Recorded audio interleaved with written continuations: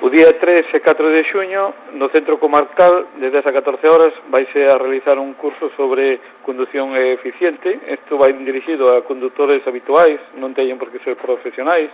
E, bueno, este dentro da programación do Día Mundial do Medio Ambiente. Con esta forma de querer facer este curso é para indicar cales son as condutas que non temos boas ou que por a nosa mala praxis de conducir, pois ao mellor estamos gastando demasiado combustible ou estamos poñendo a outras vidas en peligro.